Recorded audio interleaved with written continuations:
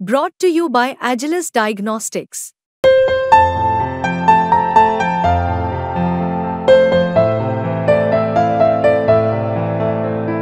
Agilus Diagnostics. पिछले कुछ दिनों में क्वांट म्यूचुअल फंड पर सेबी का शिकंजा कस चुका है। अब सेबी ने क्वांट पर सर्च एंड सीजर की कार्रवाई कर दी है और आने वाले कुछ दिन क्वांट म्यूचुअल फंड के लिए काफी अहम रहेंगे। क्वांट एमएफ भारत का 18वां सबसे बड़ा फंड हाउस है, जिसकी संपत्ति लगभग 80,469 करोड़ रुपए है। लेकिन मौजूदा समय में बड़ा सवाल यह है कि अगर फंड हाउस को तेजी से रिपेमेंट करना पड़ा तो क्या क्वांट एमएफ के पास अपने यूनिट होल्डर्स को वापस देने के लिए पर्याप्त पैसा है? आखिर अपने इन्वेस्टर्स को कितनी तेजी से रीपे कर सकता है क्वांट? चलिए जान लेते हैं। नमस्कार, आप देख रहे हैं बिस्तक, मैं हूं अर्णिमा द्विवेदी। हाल ही में आए डेटा से पता चलता है कि क्वांट स्मॉल कैप फंड को पोर्टफोलियो का आधा हिस्सा खत्म करने के लिए 28 दिन लगेंगे। क्वांट स्मॉल कैप फंड, जिसके पास 21,243 करोड़ रुपए का AUM है, इसका मतलब है कि देखा जाए तो अपने साइज के हिसाब से क्वांट एमएफ लिक्विडिटी पैरामीटर्स पर बेहतर कंडीशन में है। इस साल मार्च से सेबी के आदेशों का पालन करते हुए इंडियन म्यूचुअल फंड्स हर महीने अपने स्मॉल कैप और मिड कैप फंड्स के स्ट्रेस टेस्ट के रिजल्ट्स का खुलासा भी कर रहे हैं।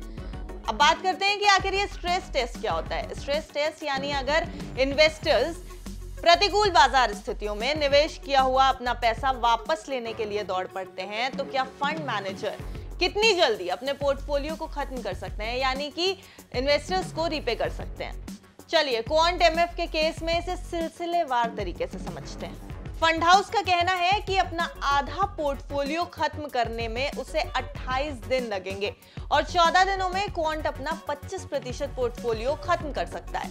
मिड कैप की बात की जाए तो 9 दिनों में क्वांट अपने 50% पोर्टफोलियो को खर्च कर सकता है। वहीं 5 दिनों में यह आंकड़ा 25% का है।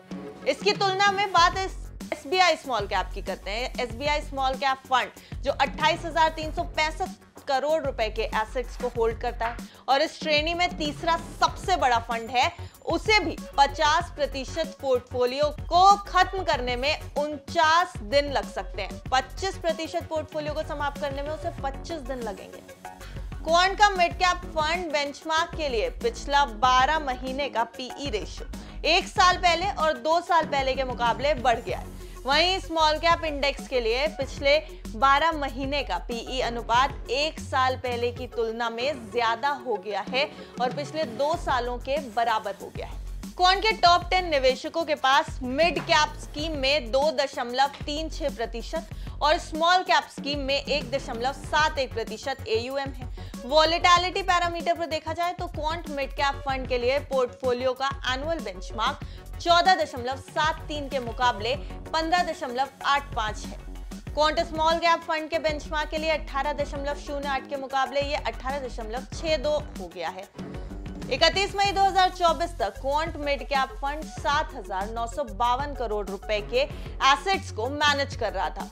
वहीं quant small cap fund 21,242 crore रुपए की संपत्ति को मैनेज कर रहा था। Quant small cap fund house द्वारा प्रतिबंधित सबसे बड़ा फंड है। क्वांट मिड कैप फंड के पास लार्ज कैप स्टॉक में 21.45%, मिड कैप स्टॉक में 65.63% और कैश इक्विवेलेंट्स के साथ दूसरे एसेट्स में 12.90% हिस्सेदारी है। क्वांट स्मॉल कैप के पास लार्ज कैप में 24.55%, स्मॉल कैप में 65.93% और कैश इक्विवेलेंट्स समेत दूसरे एसेट्स में 9.51% की हिस्सेदारी है। क्वांट एमएफ पर इन दिनों मुश्किलों के बादल हैं। ऐसे में फंड हाउस के स्मॉल और मिड कैप इन्वेस्टर्स को अपने निवेश किए हुए पैसों की चिंता सता रही है। अब सबसे बड़ा सवाल ये है कि अगर मुश्किल बढ़ती है तो इन निवेशकों के लिए कितनी बड़ी आफत होगी। आपका इस पूरी खबर पर क्या कहना है, हमें कमेंट करके जरूर बताएं। क्वांट एमएफ से जुड़ी इन सारी खबरों पर आपकी क्या राय है, इस बारे में भी हमें कमेंट करें और ऐसे अन्य खबरों के लिए देखते रहें बिस्तार।